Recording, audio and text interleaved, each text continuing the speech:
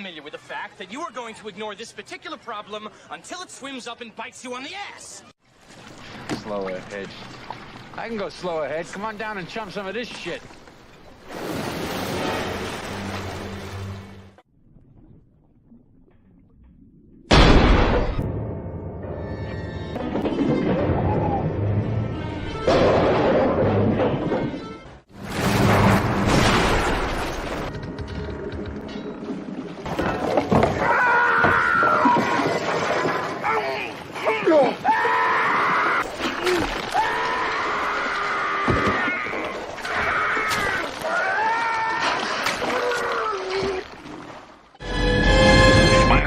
Son of a...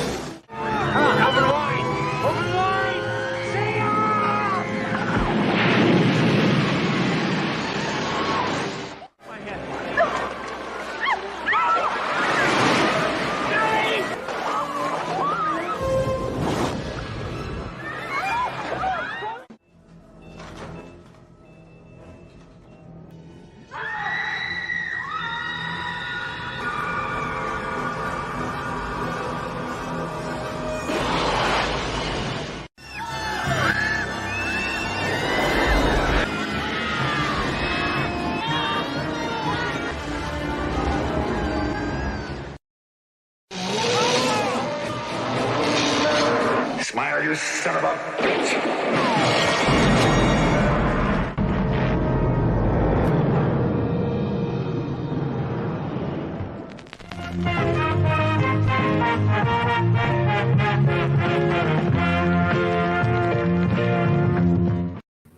So what's up, everybody? Welcome back to the Jeffman316 Pop Culture Reporter channel. I'm your host, as always, Jeffman316. And let's see if we got anybody in the house yet. Hey, got old Royce there. He's in the house. He says, good evening, everybody. We had 3 or 4 people there and a couple people dropped off. So they didn't like my intro of Jaws. Come on now. That's like the greatest movie ever. So what's going on, guys? So we'll talk about, like I said, said we do summer blockbusters. So I wanted to start out with Jaws just because that's my favorite movie of all time. So, but as we go, anybody that shows up on here, if I'm rambling and they want to talk about anything else, we can talk about any other movies they consider a summer blockbuster. But the reason I picked Jaws was because if you watch any of the documentaries or you know anything about it, Jaws is always considered the very first summer blockbuster ever. I think it was the very first one where they distributed the movie instead of just city to city. They did it across the entire country. So it was one of the first ones where everybody got to see it at once. And that's why everybody got like, I guess they got super scared. And, you know, that whole panic about going to the beaches started was because everybody saw it at once. Maybe if it was spread out and everybody saw it just a little bit at a time, it wouldn't happen. But I was glad it did because I grew up watching Jaws. It came out in 75, and I was 4 years old, going on 5 years old, and my parents actually went to the drive-in movie theater nearby and saw Jaws. And the only thing I remember about it was my mom complaining about how it was too scary for me to watch and want me to hide in the back seat the whole time. But other than that, as soon as home video started, my dad is a big movie buff. That's the reason I'm a movie buff. But as soon as the home video market started, the Jaws has always been one of the first movies that we've bought to start out. I don't know if you guys know about it. I got a movie over here that's I'm going to show my Jaws collection one day. It's a Selectavision video disc system that RCA had. They look like records. It's not laser disc. It's before that.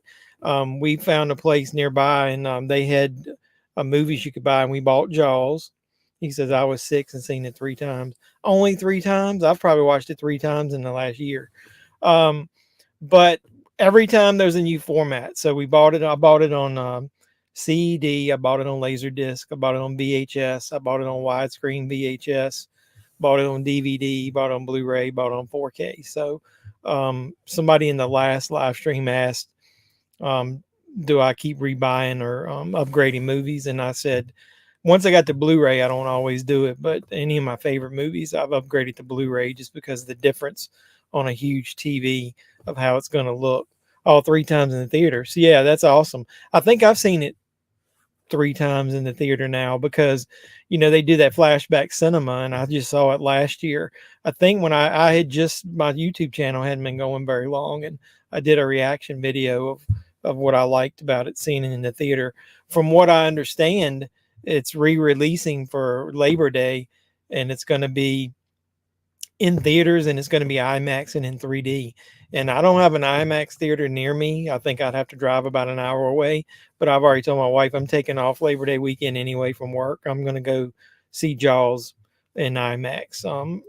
To me, it's the quintessential movie as far as if you don't know about filmmaking and you want to know how creative somebody has to be, you should really watch. I think it's about a 2-hour long documentary that comes on most of the special editions now. Like it came on the Laserdisc and the Blu-ray, but there's a documentary, I forget the exact name of it, but it describes the entire process they went through. The shark, obviously everybody historically knows, didn't work for a majority of the movie, and Spielberg had to get creative all the way from the beginning to the end. I know a lot of people complain that the shark is shown too much in the last act, but if you go back and look and listen to the stories, the shark was supposed to be in a lot more of the damn movie than it was, but it didn't work. So he had to do a lot of that creative, almost like POV shots from the shark.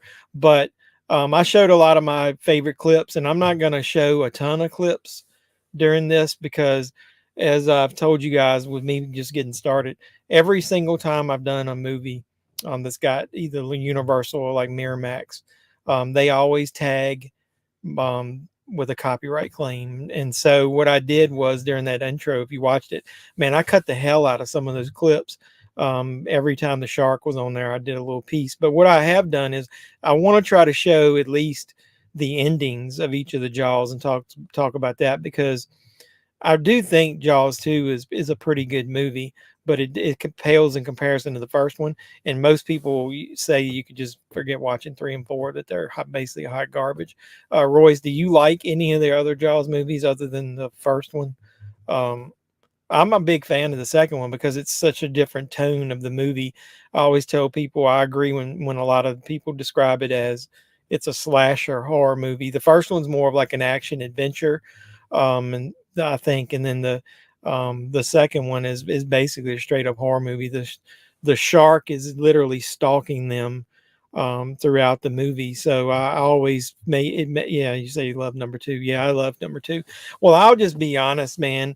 They're what you call guilty pleasures. I like 3 and 4 when I'm in the mood to just to have fun and watch it. And I think I said in one of the other live streams, Jaws 3 is way better if you're able to see it in 3D. It's pretty pathetic, some of the shots and some of the toned down, and I don't even know if you want to call it CGI or whatever you want to call it back then. The 2D conversion, if you listen to some of the behind the scenes stuff, it doesn't convert very well, and it looks like hot garbage. And then plus, if you go back and listen to some stories, Dennis Quaid supposedly was drugged up on cocaine for most of the movie, and that's why his performance was garbage. But I digress. Let's go back to number 1.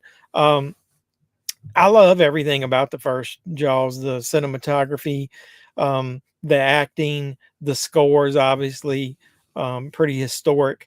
If you go back and listen to the whole thing, John Williams puts a lot of different types of music together there. You've got from the horror aspect of the Jaws theme, and they basically use that to notate anytime the shark's around, to the action adventure swashbuckling theme, like when they go out to sea, and then like a lot of the haunting theme, like when the shark's under the water. It's one of my favorite film scores. And then as far as the acting, I always tell everybody it's really Brody's story, but it's 3 parts. You got the main 3 characters. I love how they introduce each one separately and build up the character. So you like see Brody at the very beginning, and him and his wife, in bed, and they're waking up, and then he does that fake New England accent, and basically, you learn his back history, that he's from New York immediately without actually having to go into a lot of detail or flashbacks or whatever. And so, through him discovering the first body, he's not an islander, and he's an outsider, and he's trying to, catch on and become a part of the community or whatever. And then when you meet Quint, obviously it's after the first, the kid is killed, Alex, and he does the famous scene on the chalkboard. There's somebody that was selling a shirt with that sketch of the shark on it. I'd love to get one of those. I wonder if you can get that on Amazon. But either way, just the way he's introduced, and then also the way that Hooper's introduced when he comes off that boat. Mr. Know-It-All, Smart Alec, thinks he, knows everything. And then the cool thing about it is when they get on the boat and they actually start facing the shark, each one of them learns from each other and learns to respect each other a little more. Like, they didn't have any respect for Hooper at first, and I think they had to learn that. But everything I love about Jaws was all there. And then the second one, like I said, I think going back and watching it, it's a little disjointed, but probably it's because if you watch, read anything about it, is Roy Scheider had a horrific time with the filming of it. He hated it. He wanted to get out of there. I think Royce, do you remember? I think they said that he was scheduled to be in maybe a third Jaws, but they said that he agreed to do the second one, and they got him out of his contract. He did 2 other movies, and that way he only did Jaws 2. And then I think it's pretty obvious the third one benefited, if nothing else, from getting out of Amity, so you didn't have to have anything to do with Roy Scheider's Chief Brody character. But obviously they tried to keep the Brody family in there. But yeah, I watched Jaws 2 here recently, and I think it doesn't get enough respect. It is pretty good. Like I said, you got to think of it differently. It's already established the characters and everything, and Quint's dead, so you don't all have all that back and forth between him and Brody. So Jaws 2 plays off just like a straight up slasher horror movie, with the killer stalking the victims, which are the locals, and then ultimately the kids.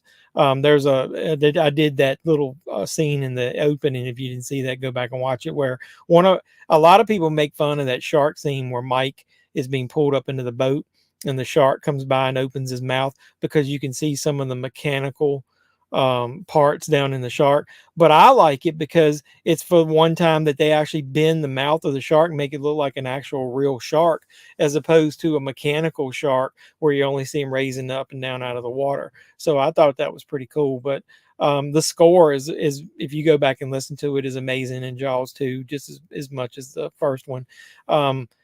It isn't quite as creative with some of the camera work, because obviously Spielberg's not there, and I wonder how much it would have been different if Spielberg had come back to direct the second one.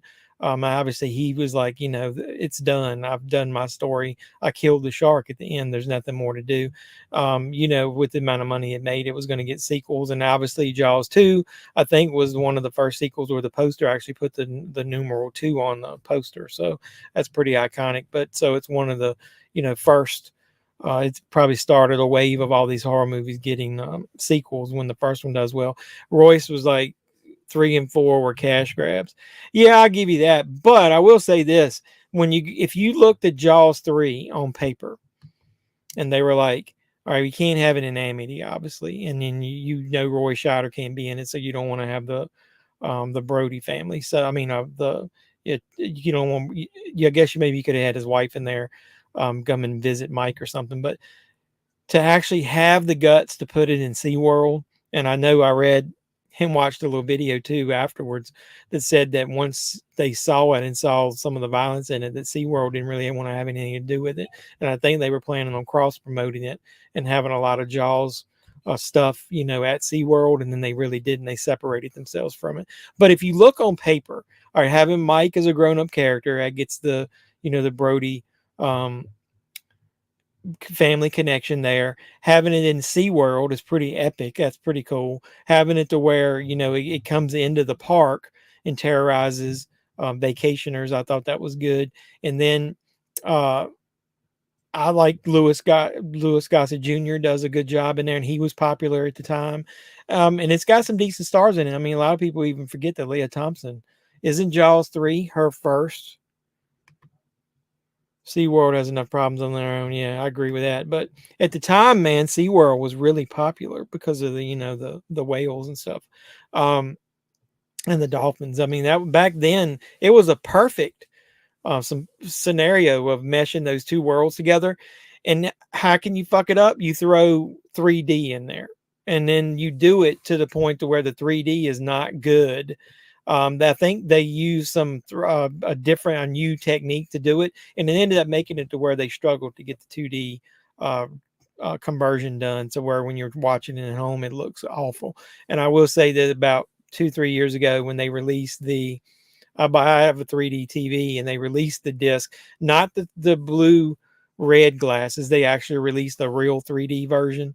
I watched it. The movie is a lot better. It doesn't, like when you watch it when they're on 2D before, without the 3D glasses, the graphics are so bad in some of the parts, and the transition shots are terrible. It takes you out of the movie. It makes you like not want to watch it. Watch it in 3D. It actually, to me, made me feel a little bit better about it. And I remember, I think I saw it in theaters in 3D, and I think I had to wear the red blue glasses. For some reason, I've never been able to really see really good 3D wearing those glasses. I don't know if it's just me, maybe my eyesight or whatever, but I've tried to watch that and Friday the 13th Part 3 and Amityville 3D, all those 3D movies that came out around the same time. And I really wasn't able to see a lot of 3D with the blue red glasses on. But when I got my real 3D TV, it's a Vizio, and it was able to do all the different types of 3D. You could even do the red blue glasses. Once I was able to do that, then that and Friday the 13th look a lot different, and I have a little bit more respect for the movie. But they made a really big mistake, I think, doing that. And if they had filmed it more like the first movie, it could have been a lot better. And like I said, Bess Armstrong, if you listen to her, she actually went and took training and everything about as far as studying the dolphins and the SeaWorld, the actual animals they had there. She like really dived into it, pun intended, into the role, and she did a really good job. And then it had I forget the guy's name, the actor that was in Manimal back in the day. He was the one that was like the hunter.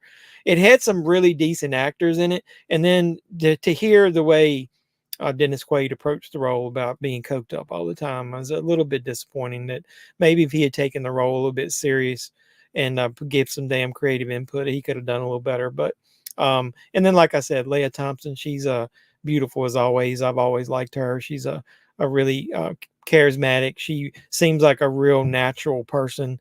Doesn't seem like she's really acting much. Loved her in Back to the Future. I've loved a lot of the stuff she's been in, but she's good in there as a side character. Now his brother, the doofus playing him, I could have done without it, and they could have maybe changed that up. I mean, I thought it was pretty weak. I put the clip in the intro of Leah Thompson's character. I don't even remember what her name was. Grazed the shark's tooth. How would you do that and not get bit? I guess it was his tooth. Because her leg, if you look at the wound, it was much too deep just to be from the shark's skin. They should have had one of those characters, those main characters, get eaten by the shark. I think it would have been more impactful, and maybe Mike's character could have had a good arc there, where he ends up having to destroy the shark at the end, and he's already lost. He lost his brother, maybe, or maybe his brother could have done something to help him. But there's a core of a seed of a good movie there that just got ruined. They didn't put it in capable hands, and like Roy said, it was probably just a cash grab to the point to where they ruined it. Like I said, but I think there's a good idea out there, and if you're going to remake a movie that's got sort of like Jaws, I'm not saying remake Jaws because I don't think they should do that, but Jaws 3 deserves a better version. I wish that they'd been able to do it better. Now Part 4 is hot garbage all over, from beginning to end. I've watched it a couple times just to make fun of it, or I'll watch one of those videos like Bad Movies. He did a good video on it. Stuckman did a hilariosity video on it that's funny. And after watching those videos, I went back and watched it a couple times. Like I was telling somebody last night, I did a live stream with some guys. We were talking about horror movies, and during it, I'm a movie fan. I love movies. Every movie that I go into, I try to find something positive about it, whether it be the script, the story, the acting, the cinematography, the music, something. And I tried to do that again when I rewatched Jaws Revenge, and there's really not a lot there. If you look in the intro that I did, I basically pulled the only two scenes that are worth anything out and put it in there. I do think it was a little scary, and if they had filmed it a little bit different, the banana boat scene was pretty cool, especially because it had the Mike and his wife's, his daughter was on the banana boat with somebody, and so she was in jeopardy. And to have it to where I think the reaction of the mother and the friend was a little overboard as far as the friend goes, but to have it to where their daughter was in jeopardy, almost was eaten by the shark. The shark didn't look half bad in that scene when he comes out of the water. But if you go back and look, how many deaths are in Jaws Revenge? So you get Mike, what's his brother's name? Sharks swim hundreds of miles out of the way, just attack one family. Yeah, I agree. I mean, that was garbage. If you read the book, which I have it was supposed to be a voodoo curse that they put on the family, and then the shark was basically following because of that. So it doesn't make any sense. And obviously sharks are not supposed to be able to live down there in the warm water. So I don't know how Jaws 4 could have been different. I've sat down and actually tried to figure out, could you write a good script for revenge and make it to where, obviously not really revenge. They should have left that out like it was following them, but you could have it where Ellen Brody did think that the shark was coming after their family like she did because of all the different times that, they've been in jeopardy from a shark. I just don't know. I've sat down and, like I said, I've got a little bit of respect for the plot of Jaws 3, but I don't really have any for Jaws 4. And then you talking about Dennis Quaid being coked up in 3 and not giving a shit about his role. What about Michael Caine in 4, who basically said he doesn't even remember making it, and the only reason he did it was to buy, did he say it's summer home? I think he said. He said something about, I don't remember the movie, but I remember the house that the paycheck built or something like that. He didn't even give a shit. The production of that movie is garbage. There's that funny scene that everybody makes fun of Michael Caine going into the water and 10 seconds later coming out and his shirt's totally dry. They didn't care about the production while they were making it, because that right there is continuity. If you got characters that get wet from the water and it's a movie about sharks and you're going onto a boat, how do you not know to make the character wet? And they just said it was so much time between the two shots that everything got dry. But either way, and then to have the disrespect of the audience, because that was the first movie that I remember. We talked about Halloween 2, Rob Zombie's, where I went to the theater and got home and watched it and was like, what the hell is this? This is different than what I saw. The first time that I ever remember that was Jaws, The Revenge. The ending of that movie that I saw in theaters, and then you get it on VHS or DVD or whatever now, is totally different than what you saw in the theater. Like, I forget the friend's name. What is Mike's buddy's name that's down there doing the tagging the conch shells or whatever the hell they were doing? I don't even understand what they were doing, what kind of science they were trying to do, figuring out about the migration of those creatures or whatever. Jake, Mario Van Peebles played Jake. Jake dies in the theatrical version. You see him get bit. He goes under the water and you never see him again. And then also the shark. I've got the endings of the 4 movies here, and I don't know if you guys remember that, but the 4th one was supposed to end with the shark coming out of the water and the boat piercing him and killing him. And then for some reason, then shark, well, yeah, is it 10 times better? Really? You really think? I don't think I've seen Shark Exorcist, so I'll have to trust you. I've seen a lot of those bad shark movies. I had some here that I was watching the other night, some of those like Walmart cheesy shark movies. Is it better than Sharknado? Is Jaws 4 better than Sharknado? But what we were talking about is, I guess because the audiences hated the fact that Jake was basically the only likable character in the damn movie, that they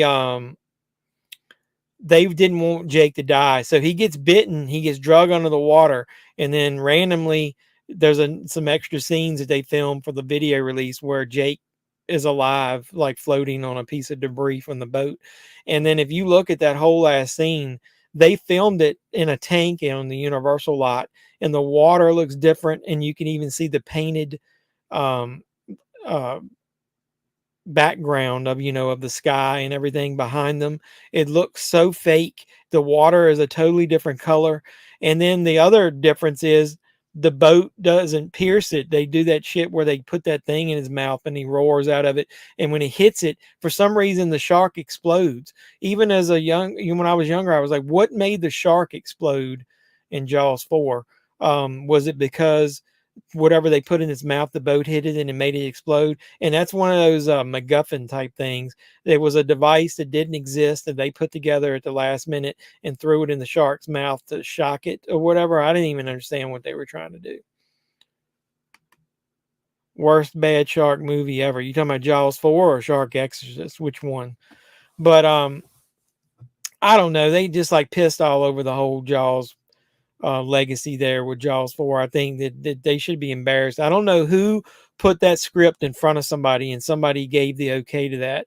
It's just amazing. I'd like to see. I'm going to look it up. What was the budget of Jaws 4? Did they say on Internet Movie Database? I'd like to know how much money they wasted on that damn thing. Box office. The budget was $23 million. It made $7 million on opening weekend. It grossed $20 million in the US and it grossed 51 worldwide. So the damn thing doubled its money. So I'm surprised that they didn't try to make another one after that. And I don't know. I haven't even looked. I'd be embarrassed. Did anybody? Somebody Shark Exorcist being the worst. I'll take your word for it. Maybe I'll skip that one then. I've watched a lot of bad shark movies. The bad part about it is Jaws set such a high bar of the movie being so good that there's nothing that could follow it. Like, what do you do? And then Steven Spielberg, as long as he's alive, I don't think he's going to let anybody remake Jaws. But there have been a couple good ones, like Deep Blue Sea. The first one is not a bad shark movie, but it was something totally different than just a shark from nature attacking somebody. There's been a couple of other ones. I mean, my wife and I, when we were at the beach, we made the mistake of going to see, Open Water, where it was based on a true story of those two people getting lost at sea when they left them under there when they were deep sea diving. That's a pretty good concept, but it's more realistic. So I think that one is a reason that it's not that bad. But other than that, like Royce, you're a movie buff. Name some. Is there any other good shark movies before we get off of Jaws? But what I wanted to do also is show you like the progression of how the Jaws endings got worse and worse. And there's one funny part that I wanted to show you of how they ripped off Jaws 1 in the Jaws 4.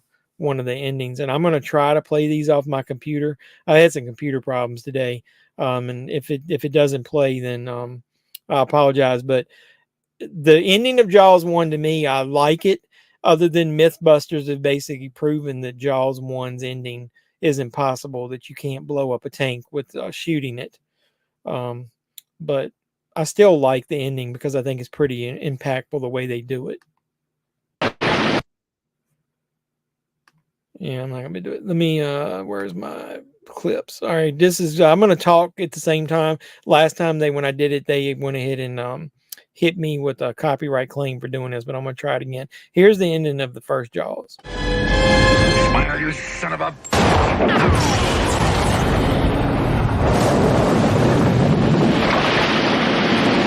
So that was cool, and then that's Brody's reaction there.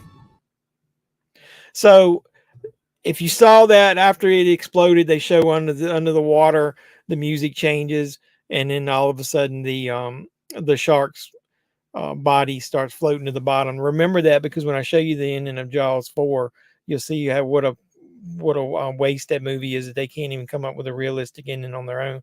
But Jaws 2 ended with the electrocution of the shark. So I did think that that was really creative of a way to do it without having Chief Brody explode the damn shark again. So this is the ending of Jaws 2. Let me know if you, Royce, do you like the ending of Jaws 2?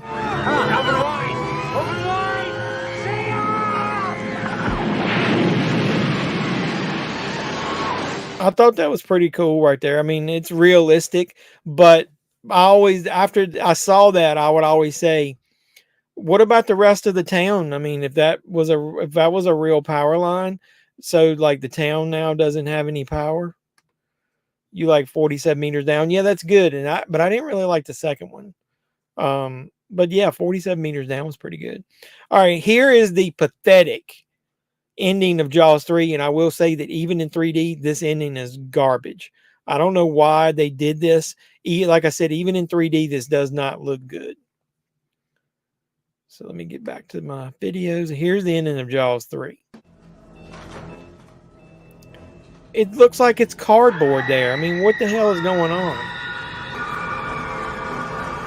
That's just total garbage. And then when it cracks through the glass, I didn't show the whole thing. Like, it looks like instead of water rushing in all at once, it looks like they just turned a giant hose over on the side and then the water rushed in. So now here's, like I said, the main one I wanted to discuss, and the reason I was showing you the endings is the lead up to, there's two endings to Jaws 4. You've got the theatrical one, and the Jake dies, and then you've got the shark gets I think the shark gets stabbed and basically breaks off the front of the boat and sinks. And then the other one, Jake lives, which I don't show that, but the shark explodes and they actually rip off the end of Jaws 1. So I don't remember which one I got first, but let's look at this one and I'll tell you as we go. Smile, you son of a bitch. Yeah, that's the one I did from the video release where they rip off the first one, because look at that explosion. And that's an exact shot from the first Jaws of the shark sinking.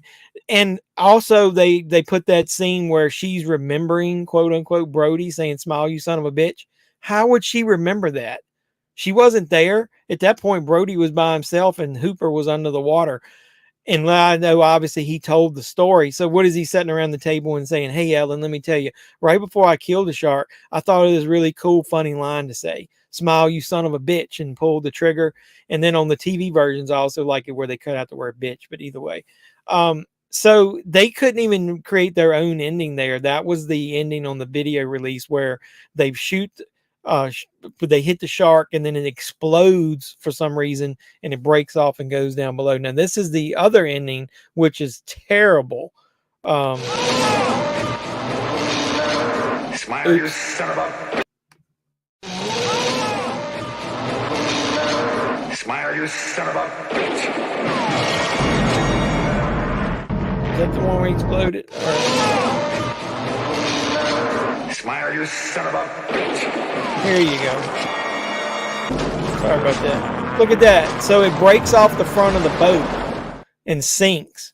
But at least they didn't rip off the beginning of the first Jaws, where you literally have the exact same shot of the shark going under the water and the blood pouring out of him. Part 3 ending was silly. Yeah, why would anybody think that would be cool to see basically a paper shark, almost a flat, very two-dimensional shark coming at the screen, even in 3D? Some of the parts of the movie look good in 3D, but that did not. I don't know what they were doing there, but it looked terrible. And you mentioned the Meg. I forgot about that one. That was pretty good. It was a little cheesy that they literally don't show any violence, and there's hundreds of people out in the water at the end, and the shark comes right through there, and as big as it is, could just open his mouth and swallow people. And no, they don't show anybody dying. What the hell's up with that? Shout out to Jeffman. Hey, Real Shift, I appreciate you coming by. It's pretty cool. Yeah, we're talking. I was asking Royce, one of my regular guys, did he think of any good shark movies? He thought of quite a few.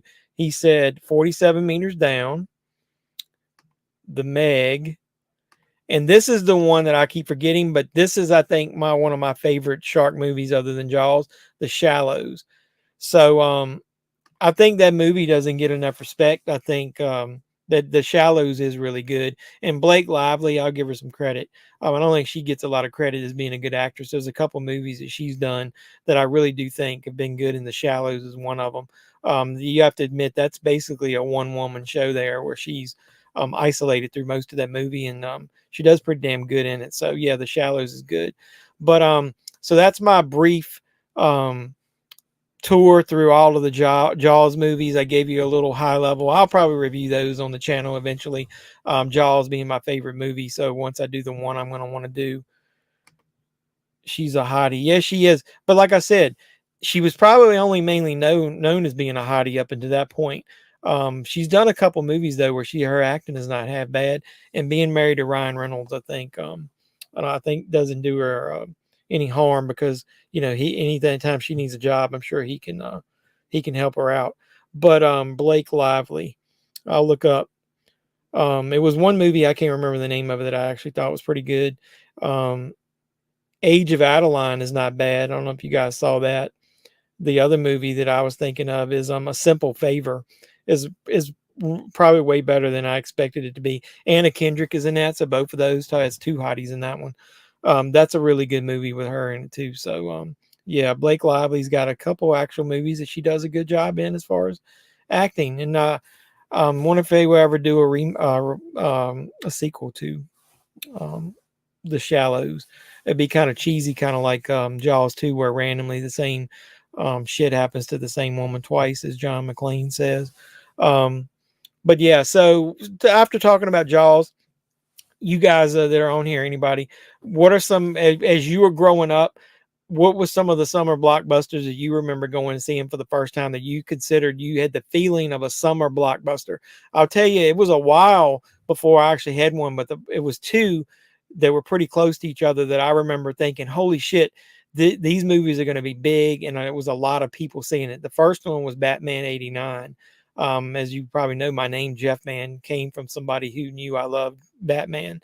I actually went night one, waited in line, got there early, went to see it. And then I think the next day went back and saw it again. So Batman 89 was good. The first time I remembered of, holy shit, I can't believe movies have gotten this big, was Terminator 2. We got there early and the line was so long that we ended up having to sit on the front row, and we were sitting there looking straight up. You could barely even catch anything. And the movie was so good that I went ahead, and because I wanted to be able to see it, I went back to see that the same weekend. That was the first two movies that I remembered as a movie goer where I just felt the atmosphere of summer blockbuster movies. Like, so Royce, what was the first one you remembered going and actually thought it was a summer blockbuster? I liked Orca and The Deep growing up. I did too, and I don't know why. I think The Deep, when I watched it the first time, it was because it felt like a Jaws type movie, even though it really isn't. And then Orca is basically a ripoff of Jaws with a shark. I mean, with a killer whale. And I thought it was cool. Bo Derek is in that movie, right? Doesn't she get her leg eaten? I've got that on Blu-ray. One of the Umbrella releases, and I think they Shout might have released that here recently, but I didn't rebuy it because I didn't think the movie was that good. But yeah, throw out some other summer blockbusters that you guys might have remembered going to the theater and seeing, because like I said, I don't want to go beat you guys over the head talking about Jaws the whole time, because even though it is my favorite movie, I want to give some props to some other blockbusters over the years. I remember going to see Die Hard, knowing that Bruce Willis was going to be pretty big. But like I said, I mean, I started going to see, late 80s, early, where when I was able to finally see rated R movies. So that was when I started going to the movies the most. The rest of the times, growing up as a teenager, I didn't get to see a lot. Like we were talking last night in that live stream that I guested on. Friday the 13th. The first one I remember going to seeing was part 6, and then I've seen all of them since then. But I would have loved to have gone to see like the first 4 of those. But I don't think I consider those like, obviously summer blockbusters even back then. It was like big budgeted, big advertisement movies. And the first one, like I said, I remember was Batman '89. That shit was everywhere. Cereal boxes had Batman bowls. I remembered, they were the Prince soundtrack. They were marketing the hell out of that. Magazines everywhere you went, supermarkets, malls, everywhere. Everything was Batman, Batman. And then, like I said, the next one after that, I remember was Terminator. But what were some other ones you guys remembered?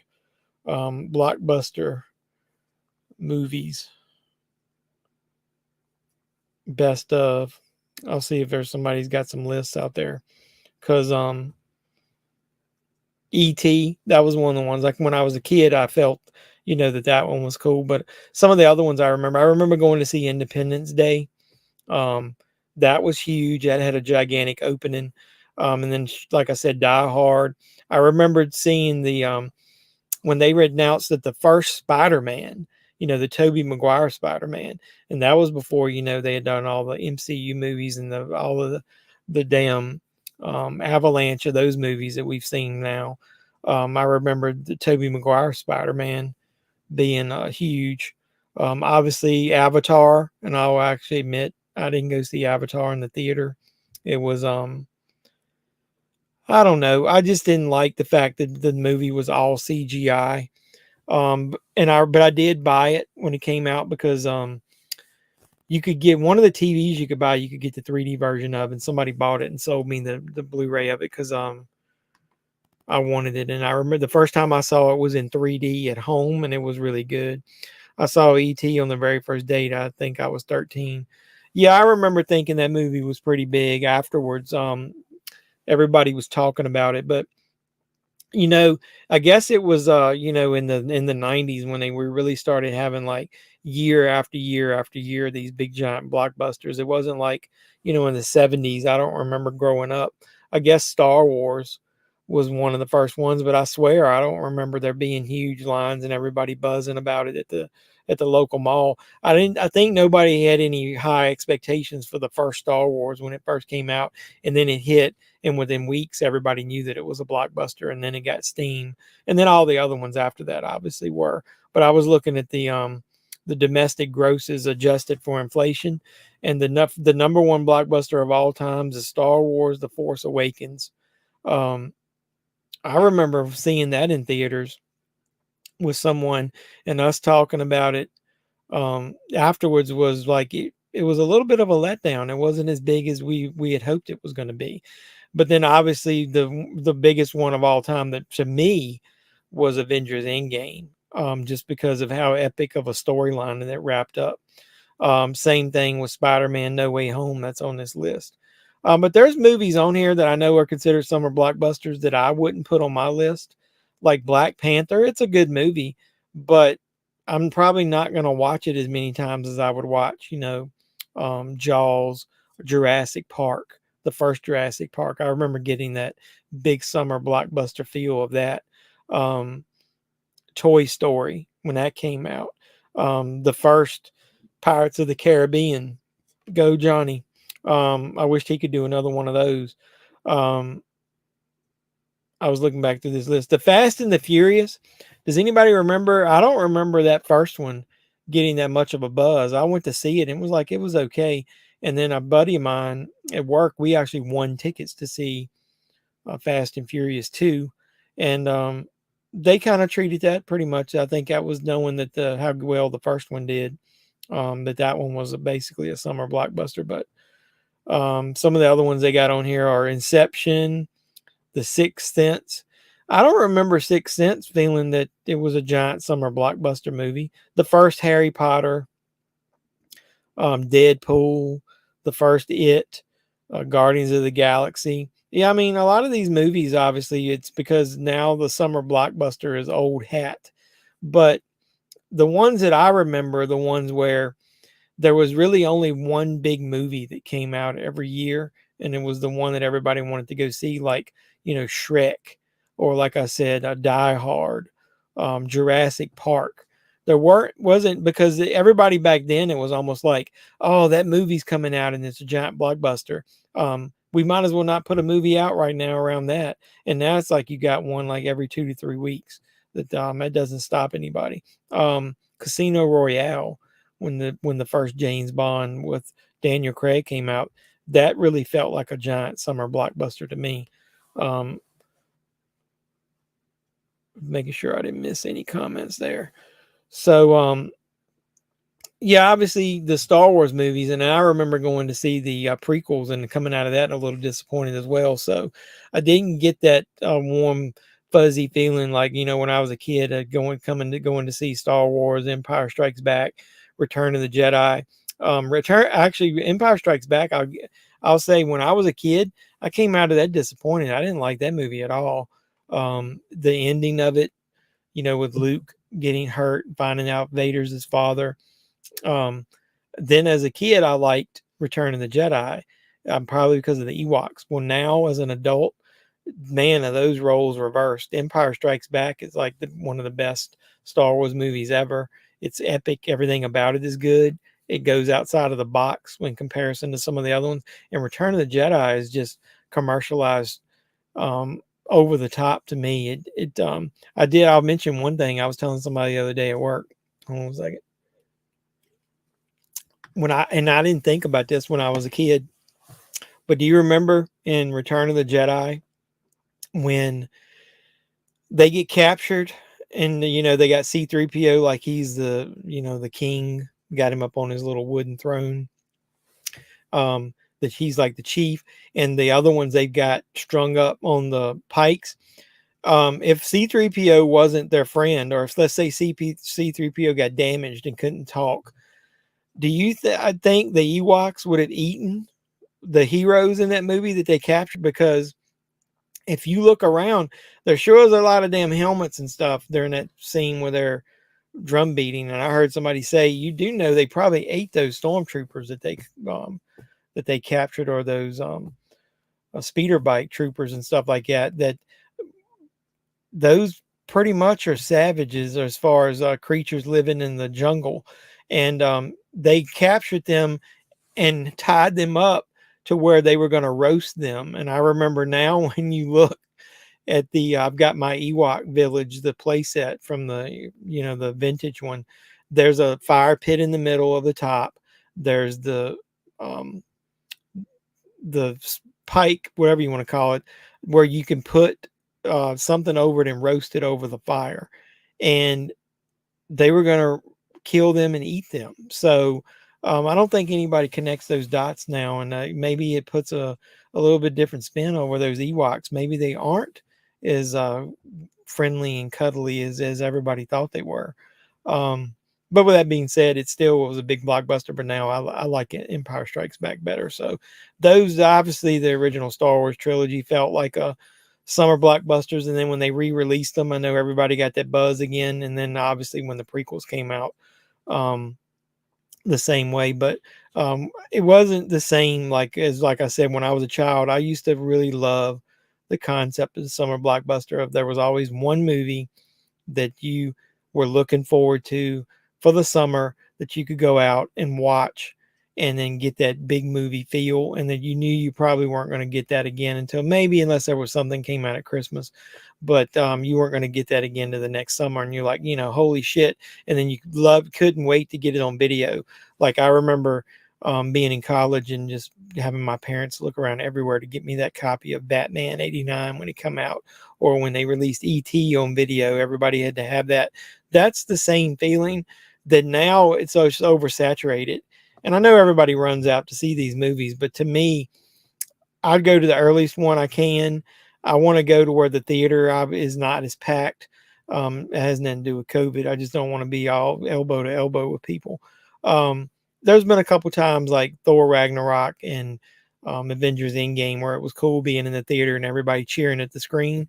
But if it's not one of those, I don't have to be in the middle of a theater. And I think I kind of lose a little bit of that. Do you own the tall Snaggletooth Star Wars figure? Nope.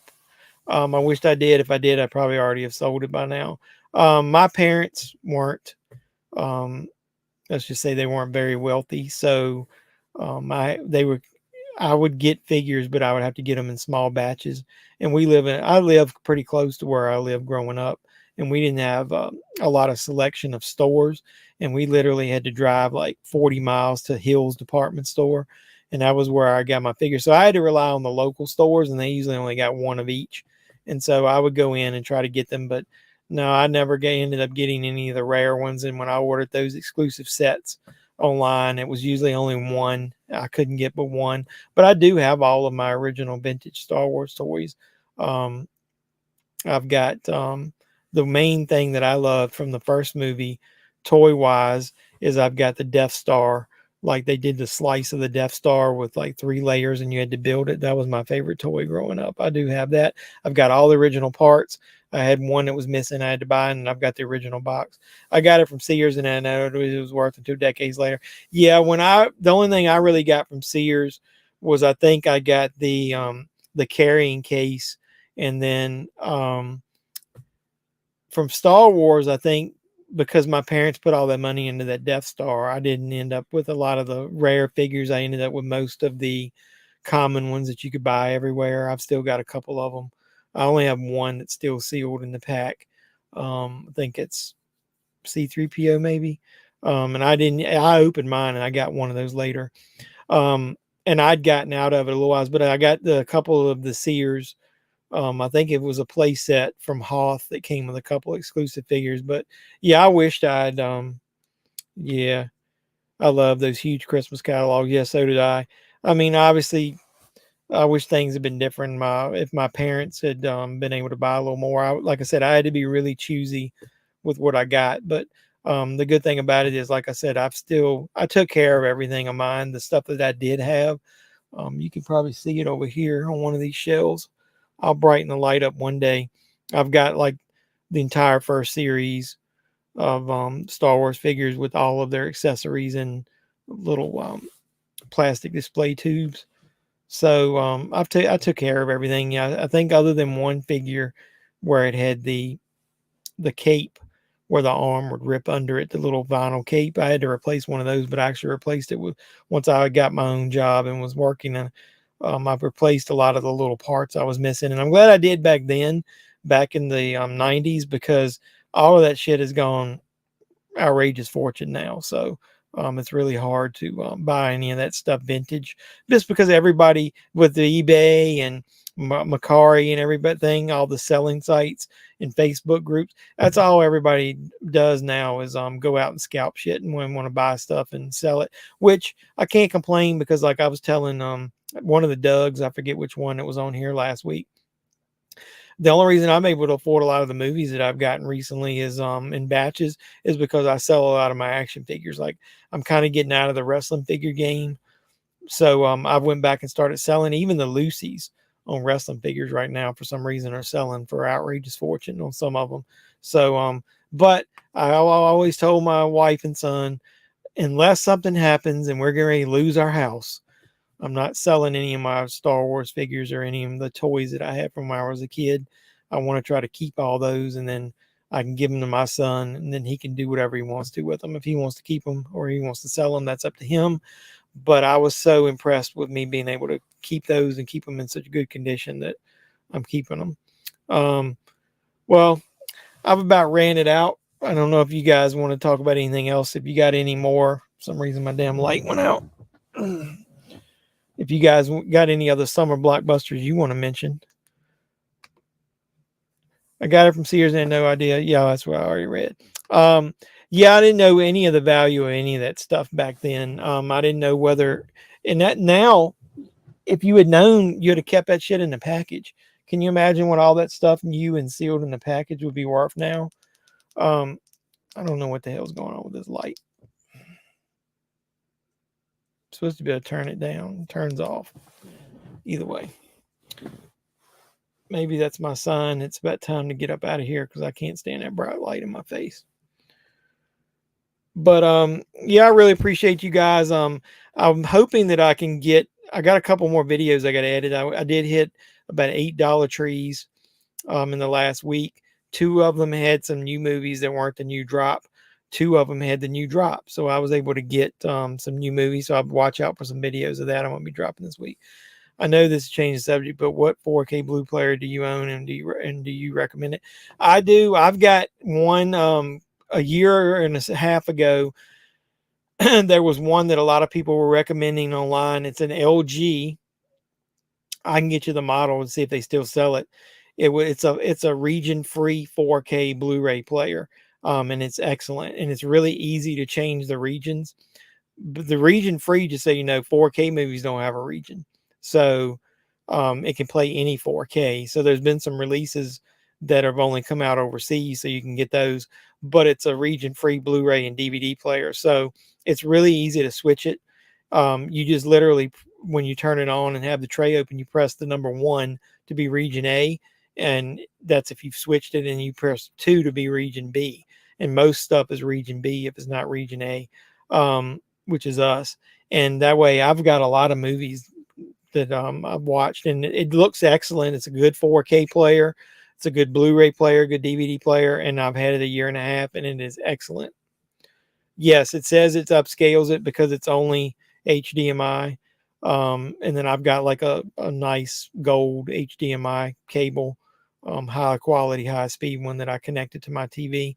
My TV, I do not have a super duper expensive one. I'll go ahead and tell you, I did have one, that 3D one, before my 3D one, and it lasted me 4 or 5 years, and it went out. And after that, I'm like, I cannot pay $1,500, $2,000 for a TV. So I refuse to do it. I almost think of TVs as being disposable now. I've got a Roku TV that's a 4K. At the time I did research, Walmart was selling it, and it was supposedly the best quality one of those. It's like a 60, is it a 65 or a 70 inch? And everything that I've got that I watch looks better. But I will tell you this, it's true. 4K discs playing it on the player hooked directly to the TV look way better than 4K streaming movies. Now, there are some that look good streaming, and if I'm lazy, I'll do that.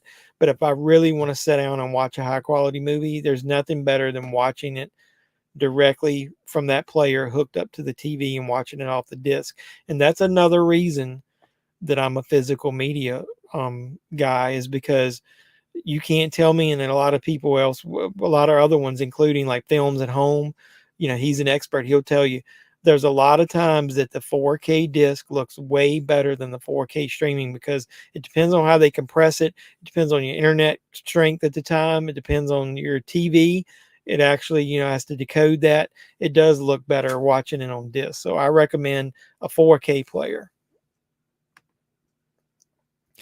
I've got just a sound bar. I think might be an LG as well. I got it at Walmart. I don't have a lot of room, so the cool thing about it is my TV stand. I've got a sound bar that fits across the top of the stand, and then so it's right in front of my television, and so that way, to me, it sounds really good. My wife complains that it blows us out of the damn living room when I'm using it. So if I'm watching TV late at night, I just use the TV. But if I want to sit down and actually enjoy a movie, then I just turn the sound bar on. If I ever get a bigger place, I'll probably get TV with subwoofer and speakers and all that stuff. But I'm not too worried about it. I'm more of a visual guy, watching it and being able to see the detail. And that's why I always tell you guys, I have a hard time watching subtitled movies, because I like to study the screen and watch it, see any details I miss. Like, watch a movie like Midsommar and try to watch it and read subtitles. I mean, I think you'd lose half the movie. Or especially Hereditary, with a lot of that shit going on in the dark in the background, and the way that they present the transitions of the scenes. If you're having to read a lot of that stuff, I think you miss out. So if I have to watch something subtitled, I usually have to watch it a couple times, because I want to pay attention to the visuals. So I'm not as big sound guy, but if it's a really good movie with a lot of a good bass and good sound, special effects, yeah, I like turning my sound bar on and watching it that way. So are you asking that question about a 4K player? Do you not have a 4K player? Are you looking for a better one? I told I think it was Doug that week that I've stopped buying every movie in 4K unless I try to read a lot of reviews. I wished I could get advanced copies of shit. They won't work with me yet. A lot of those studios want. I did get Shudder to work with me on giving me a screening, and hopefully once I do the review of that, they'll do more. But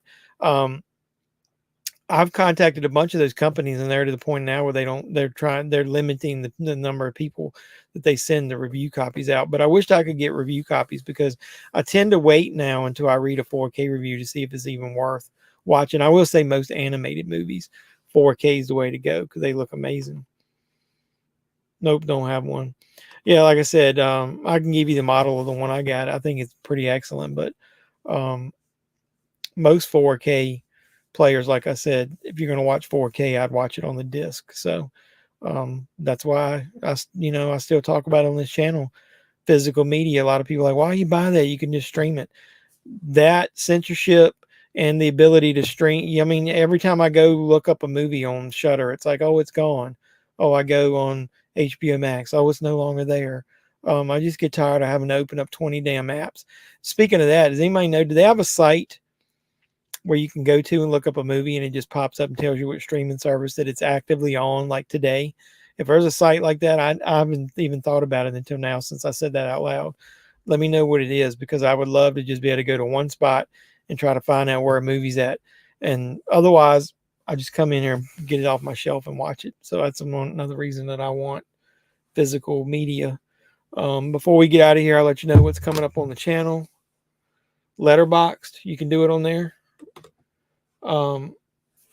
Couple things I'll be doing this week. I never did get to go through my Amazon titles that I bought. I'm recording a video of that tomorrow. I'm gonna unbox this I'm gonna unbox this True Romance set. This is the Steelbook. I didn't even know they were gonna have that at Barnes and Noble, and they got it for the half price. The Criterion sale's going on this month. Once I get paid, I might go in there and see if they got anything I missed. We're doing that Halo Scream review series, like I said. And if you watch my movie hunt for the week, I bought an extra copy of this H2O. It's got the last 3 movies from the original series. I know they're not the greatest, but at least you do get Halloween. Curse of Michael Myers is pretty good. I'm going to give that away probably toward the end after I've reviewed those movies. So, to just watch. All right, I'll try that out.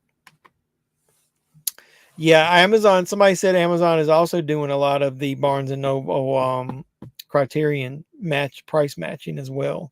So, I bought like 10 movies the last sale they had at the end of last year in November. I got a video up of that. I bought a lot. They haven't released a ton of titles of movies that I like since then. So I probably won't be buying a lot, but if I'm picky and choosy, if I do go in there and look and find anything, I'll record it and post the hunt. Because even though my store is a rural store, they got a decent Criterion selection. I showed that movie that I found, Girls Night Out, on Arrow. I found that on the bottom shelf, just randomly walked in of the Criterion section, and they do have like 3 or 4 bookcases of Criterion. So they do, like I said, I guess they know that that's popular. Whether you're a rural area or not, every Barnes and Noble is probably going to have that. So, all right, well, if you guys don't have much else, I will tell you, I got a lot going on personal wise. A lot of had some car trouble, had some computer trouble. So I keep saying I'm going to ramp up my content. If I don't, that's the reason there. So anybody that watches this, you can do super chats during this. I know Royce has supported me with that before. I got my Cashapp below. Moving forward, like I said, I'm going to try to research that Patreon deal. I'm going to start it, I think, maybe next month. We finally hit 1,300 subscribers, so hopefully we'll be close to 1,500 here soon. Want to start doing more giveaways and stuff as we grow. I want to give back to you guys that are supporting me. But anybody want to donate, my Cash App's down there anytime. I appreciate anything you guys can do, because this hobby's getting expensive, and I want to be able to sit down and make content for you guys. But even damn driving to the store these days with $4.50 for a damn gallon of gas is an outrageous fortune. So I know you guys are probably feeling the pain too. So if you guys make any movie recommendations when I go out and hunt, if I don't buy a lot, I'll listen to you guys because like I said, I want to kind of conserve money and not just waste as much money. If it's not a movie that I haven't seen or I think I'll enjoy, I probably won't buy as much here lately. But yeah, Roy says you buy stuff. Hey man, you didn't have to do that. I wasn't fishing for it, but I really do appreciate it. Appreciate the support you guys. You always give me. You're one of my main man. I trust you, man. Give me some anything new you've seen, movie recommendations. You got my Instagram up there. I do chat with quite a few people over that, especially the two Dougs. I suppose they're probably busy for 4th of July, but for that 4th of July, I did a movie thing back, I think last year, my favorite movies to watch at 4th of July. So watch that video. But yeah, Royce, hit me up on Instagram or Twitter there. Any movie you watch that you recommend. I trust you. Looks like you and I have a lot of similarities in our movie tastes. So let me know what you're watching. Fresh 2022. Somebody else just recommended that to me. I think I'm going to probably watch that either tonight or tomorrow. I'm off from work tomorrow. So I'm going to catch up on a couple movies tomorrow. So yeah, I've recommended that. I think that's on Hulu, right? So I'll check that out. See, I appreciate you, man. Like I said, you and I got similar tastes, so I'll definitely check that out. All right, I think I'm going to head out of here, guys. I really appreciate your support. And like I said, do all the YouTube stuff. Any of my videos you watch, including this, drop the thumbs up on it. It really does help. Like, comment, subscribe, share on everything. Support the channel any way you can. I love you guys, and I'll keep making content because I'm Jeffman316, your pop culture reporter, and I'm going to be signing out now, and I'm going to tell you my usual thing. You guys be safe out there. Mr. Mayor, Chief, ladies and gentlemen,